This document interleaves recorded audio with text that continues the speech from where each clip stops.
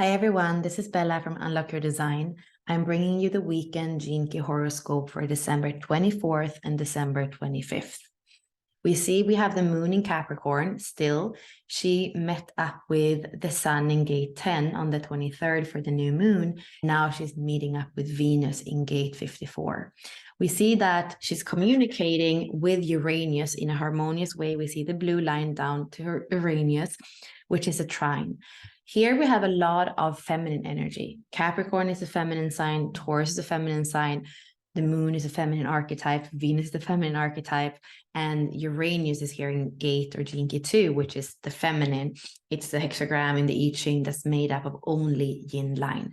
So there is a liberation that can happen here with Uranus that comes with a new, that comes with a future, but sometimes it takes in an unexpected way in order for things to move forward. I feel that the way we're moving forward, looking at Venus and the moon, they are asking us about our relationships. They are asking us if they are worth it. Values have to do with Venus. They are asking us if we feel nurtured. They are asking us in Capricorn and Taurus about the stability and the foundation that is going to work for the long run. It feels like there is something that's being shaken up with Uranus in this conversation so that we can lay a foundation that's more in equilibrium with the feminine, with the masculine, with the wholeness of what we are as we're moving forward. This is also accentuated by having the North Node so close to Uranus here, telling us about that trajectory that we as a collective right now are asked to look towards and walk towards. The other aspect worth mentioning is the tension between Uranus and Saturn. This is a tension that's been here for years now. We have had this square. Last year, we had it 3 times exact. And then on Christmas, it was exact last year. And now it's the last time that it's coming up and it's very close to exact square. So there is a tension again between the old and the new. And this is the last time because we're going to have Saturn moving on, Uranus moving on. So it's not going to be a square anymore. And the North Node again here with Uranus. It's the new. The old has never won. We always evolve, and that there can be this feeling of new. This is a very good time to plan, to organize, to set intentions. All this Capricorn energy is going to help us with that. We don't want to rush into anything impulsively. We have Jupiter in Aries, fire, but we want to do things in the right order and instability. That's what's shown to us with all this earth energy. The last thing I wanted to say about this day could be because this is Christmas Day with all this Capricorn energy and the moon being there. It's not very emotional. And sometimes when we come together with family, it is more emotional, both because of the past, but also maybe we have lost some people that used to be there that can't be there this year. I feel like there can be a little bit of this very tangible, practical energy in Capricorn, and maybe we're going to long a bit for the other side, the Cancer side. Just knowing that in the astrology, there's such an emphasis on this Capricorn that isn't very emotional. So you might want to bring that in some way or another, making sure that emotionally you feel nurtured. The horoscope is a 5-1.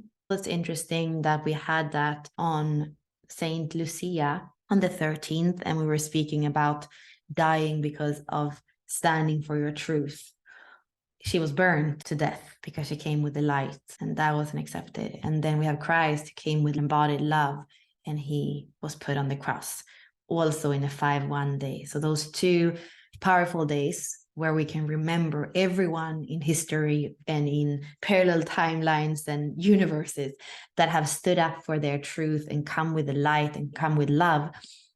We are asked to stand in our truth, in our naturalness, be who we are, without going into exaggeration. There can be a bit of this feeling of separation or disappointment that goes back to all that energy in Capricorn. And then, like the EQ is saying, the 6th line, the inner child, the emotions can ask us, okay, but what about me? What about how I feel?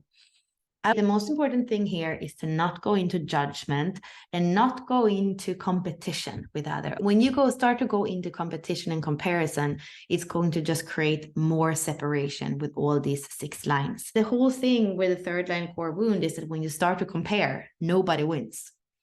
The theme that we've seen earlier this week, it's all about acceptance. And when there is acceptance, there can be this celebration, both because of Christ, because of where we have come 2000 years later, even if we all are a work in process, but there can be a celebration and acceptance of what is. And we can ground deeper into our naturalness when we stop to say who has climbed the ladder and what ladder is the best ladder to climb. No, you can zoom in and out with the 17 and see what's more empowering, what's less empowering. There's definitely a discernment that comes here with the 25, where you can see the different agendas, where you can see the ones that are more innocent, the ones that are more connected to love and universal love.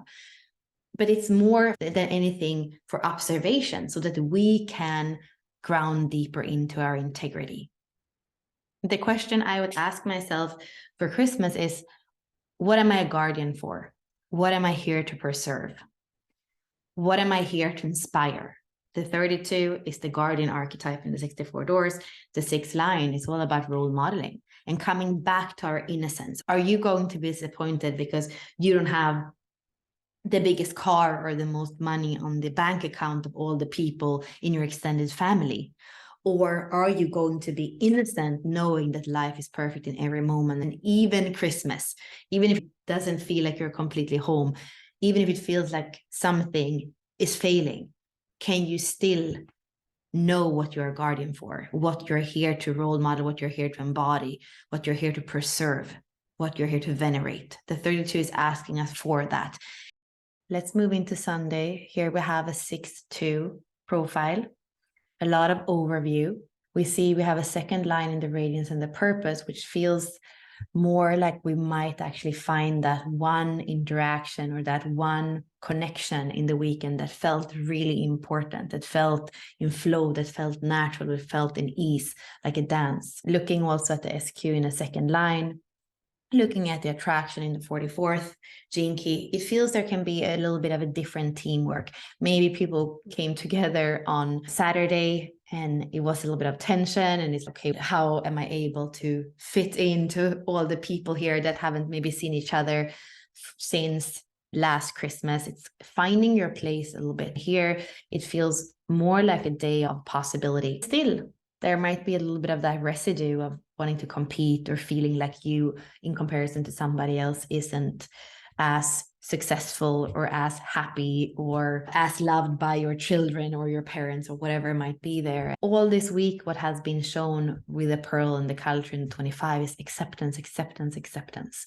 Somehow you're here to filter everything that's going on. We can see in the body graph, we only have one channel that's black, which is the 61 and 24, and that is going over things over and over again with the 24 until the inspiration comes in, until we feel the inner truth or the bigger truth. Some of the thoughts could go around in your heads and you just can't get over it. It could be politics, it could be all kinds of things that are there nagging on you. And just see, it's a lot of open centers here. So it's more like being a filter without allowing anything to be spongy, where you're taking in and it doesn't go out.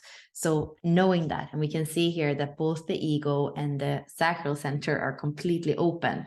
Definitely when it comes to life force, you're going to filter other people's energy. And then going back to the 54 and that competition, an open ego center is going to also be pulled on your self-worth, your willpower, and the position that you have in the tribe, in the family, etc.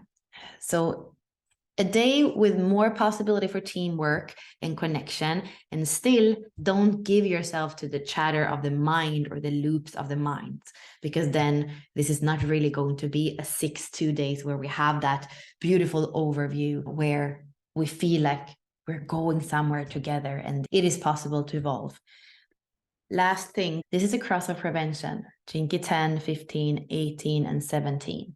With awareness of the energies that are alive this weekend, I think it's possible for you to not get stuck in Shadowland and go over the same thing over and over again. There is enough positive energy for teamwork, for overview, for acceptance, knowing that the energies are working to liberate you from some old things so that you can build in a way that is more stable, more beautiful, more nurturing.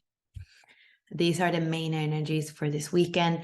I wish you all a Merry Christmas. Bye for now.